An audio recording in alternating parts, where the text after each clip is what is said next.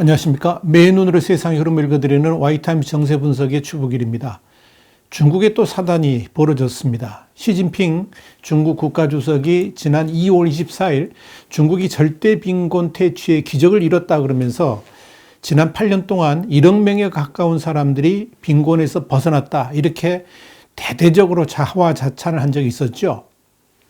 시진핑 주석은 이어서 이 탈빈곤 탈출은 역사의 길이 남을 완전한 승리라고 이렇게 선을 했었습니다.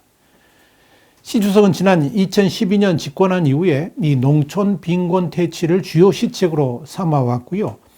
2020년 말까지 이 절대 빈곤을 없앤다, 이런 목표를 세우고 이걸 추진해 왔는데, 지난해 말에, 그러니까 2020년 말에 빈곤 지역 목록 마지막이 이제 사라졌다.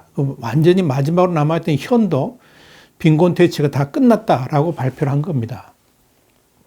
이 시 주석이 말한 절대 빈곤은 얼마를 가리키냐면 연간 4,000위안입니다. 그러니까 한 69만 원 수준인데요. 그 미만의 수입을 절대 빈곤이라고 그러는데, 현행 기준으로 볼 때 9,899만 명 농촌 인구가 절대 빈곤에서 벗어났다 그러면서 832개 빈곤현과 12만 8천 개의 빈곤촌이 빈곤 상태에서 빠져나왔다라고 발표를 한 겁니다.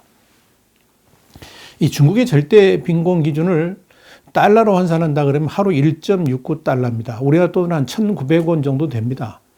근데 로이터 통신은 이건 현재 세계은행이 제시한 절대적 빈곤 기준이 1.9달러, 그러니까 한 2,139원과는 좀 차이가 나는 수준이라고 밝혔습니다. 자, 그럼에도 불구하고 이 시진핑 정권은 이런 중국의 빈곤 탈출을 대대적으로 선전을 하면서 이 시진핑 3연임을 위한 홍보전에 나선 겁니다. 지난 2월 18일부터 중국의 최대 미디어 그룹인데요. 중국 중앙방송총국, 이 CMG라고 그러죠. 이 중앙방송총국을 비롯해가지고 여러 매체들이 탈빈곤에 관한 이 8부작 다큐멘터리들을 방송하면서 광범위한 시진핑 업적 홍보에 나섰습니다. 그리고 지난 2월 25일은 베이징 인민대회당에서 전국 탈빈곤 표창대회를 열고 빈곤 퇴치에 기여한 1981명의 개인, 그리고 1,501개 집단의 표창을 수여했습니다. 이 자리에서 시 주석은 전 공산당과 전국 각 민족, 인민의 노력으로 탈빈곤 사업에서 전면적인 승리를 거뒀다라고 선언했습니다.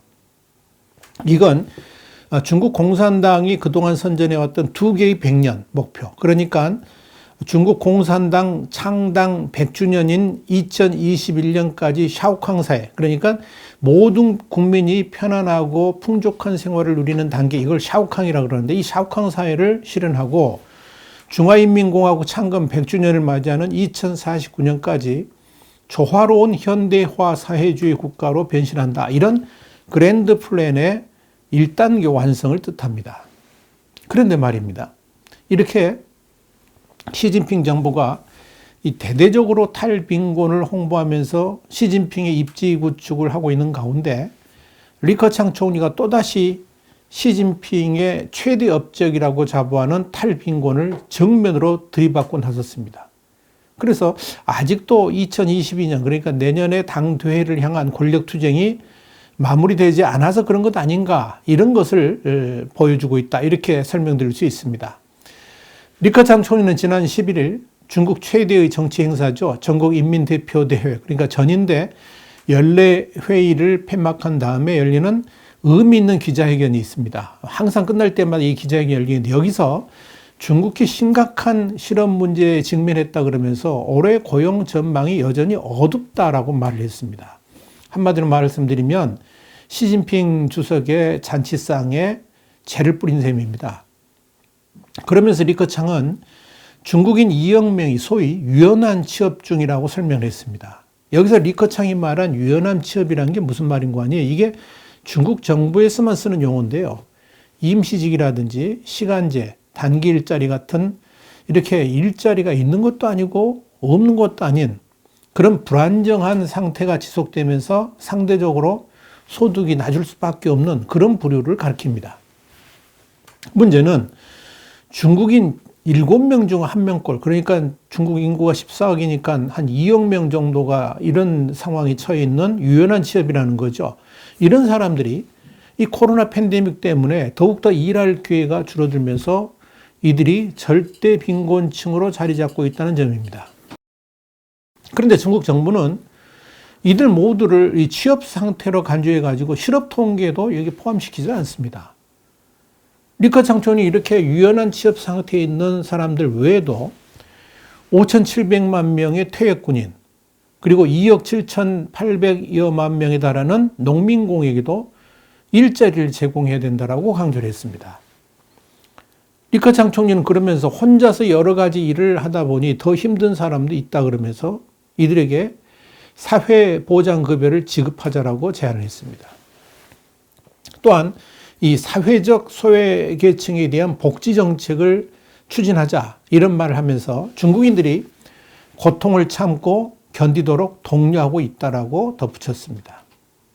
결국 이 리커창 총리가 구체적으로 이 수치로 언급하지는 않았습니다만은 현재 일자리 문제로 고통받고 있는 중국인들이 자, 계산해 볼까요? 유연한 취업 상태의 2억 명, 퇴역 군인 5,700만 명, 농민공 2억 7,800여만 명, 이거 모두 합치면 5억 3,500만 명 정도가 현재 경제적인 어려움을 겪고 있다는 말로 해석될 수 있습니다.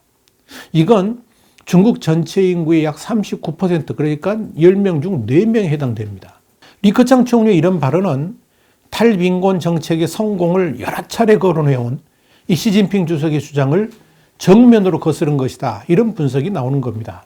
리커창 총리는 지난해 양해 직후에도 이 공산당 창당 100년을 1년 앞두고 1억 명 이상을 절대 빈곤선에서 구제해가지고 빈곤과의 전쟁에서 사실상 승리했다고 자화자찬하던 바로 그때에 중국의 1인당 연간 평균 소득은 3만 위안, 그러니까 한 519만 원 정도에 달하는데 6억 명의 월 수입은 1천 위안, 그러니까 17만 3천 원밖에 되지 않는다 그러면서 1천 위안으로는 중간규모 도시에서 집세를 내기조차 어렵다라고 말해가지고 파문이 일었습니다. 그런데 리커창 총리가 이번에도 비슷한 투의 발언을 하면서 시진핑 주석 입장을 난처하게 만들어버린 겁니다.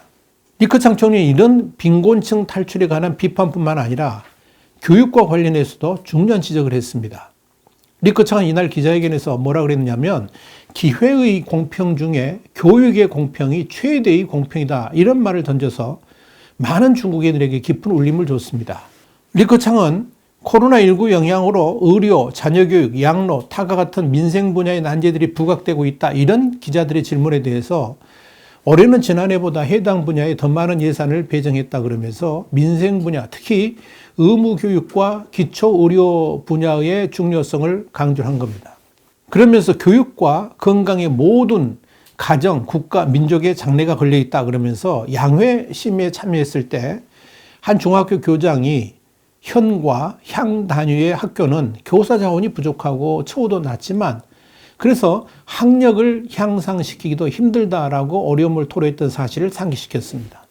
또 도시에 있는 이 농민공 자제들도 거리 쪽만 있으면 반드시 교육받을 기회를 줘야 된다 그러면서 가정 형편과 지역이 다르다고 해서 아이들이 출발선인데 뒤져서는 안 된다라고 말을 한 겁니다. 이런 리커창의 발언은 현재의 중국 교육 상황에 대해서 불만이 많은 중국인들한테 상당한 공감을 불러일으키고 있는 겁니다.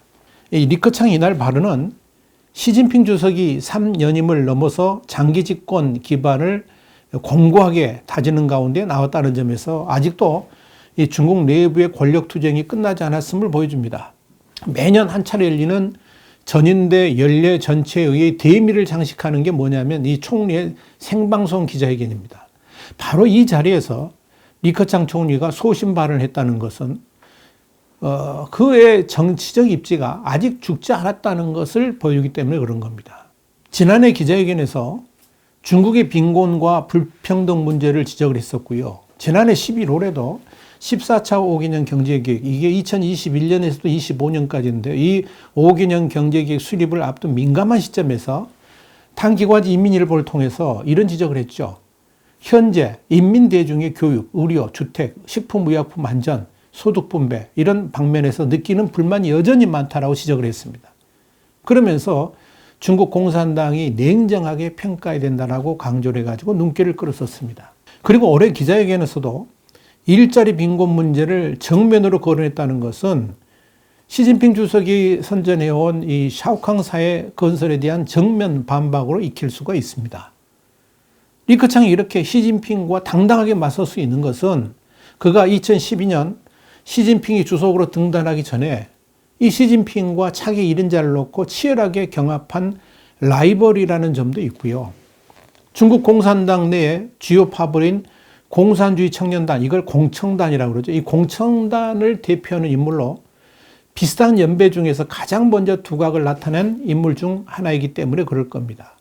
그러나 지난 2012년에는 태자당, 그러니까 이 혁명 원로 자제 그룹을 태자당이라고 그러는데 이 태자당계하고 장점인계인 상하이방이 연합해가지고 시진핑 주석을 밀어줘가지고 이제 시진핑 주석이 1인자 자리를 올랐죠. 그래서 시진핑에게 1인자 자리를 빼앗기고 2인자인 총리 자리를 맡았습니다만 지금은 상황이 상당히 다릅니다. 이 시진핑의 적극적 후보자였던 그들이 이젠 반 시진핑파로 돌아섰기 때문에 그렇습니다. 물론 리커창은 2023년 3월에 전인대 때까지 이 임기 10년을 수행하게 될 겁니다. 그는 시진핑 주석 임기 동안에 최대한 몸을 낮추면서 존재감이 없는 총리라는 비판까지 받았고요. 그의 전문 분야인 경제정책에서까지 시진핑 주석의 경제책사인 류허 부총리에게 뺏겼습니다마는 시진핑 3연임을 막으려고 하는 반 시진핑파의 선봉에서 지속적으로 시진핑을 디스하면서 반 시진핑 세력을 결속하고 있습니다.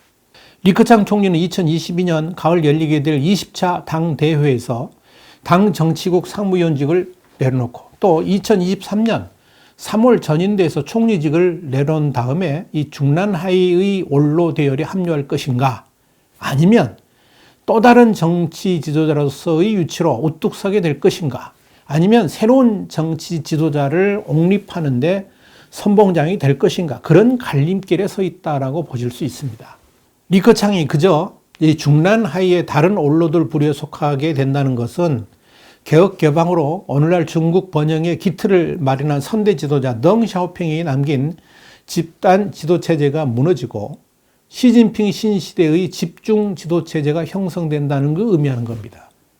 그러나 그가 만약 시진핑의 뒤를 잇는 주석직에 오른다든지 아니면 새로운 지도자를 옹립하는데 추측이 된다면 그 시진핑 시대의 종언이라는 새로운 역사를 쓰게 될 것이라는 것을 뜻합니다. 많은 중국 전문가들은 리커창이 전자의 길을 걷게 될 것이다 라고 예상합니다. 그러니까 중난 하위의 원로들 그룹으로 다 이제 이선으로 후퇴한다 그런 말이죠. 그러나 이번 리커창의 기자회견은 아직도 그에게 후자의 길에 대한 미련이 강하게 남아있음을 암시를 해줍니다. 과연 이 중국 역사는 어떻게 흘러갈 것인지 많은 세계인들이 다가오는 일련의 역사적 길목을 눈여겨 지켜보고 있습니다. 와이타임 정세 분석이었습니다. 다음 시간에 다시 뵙겠습니다. 감사합니다.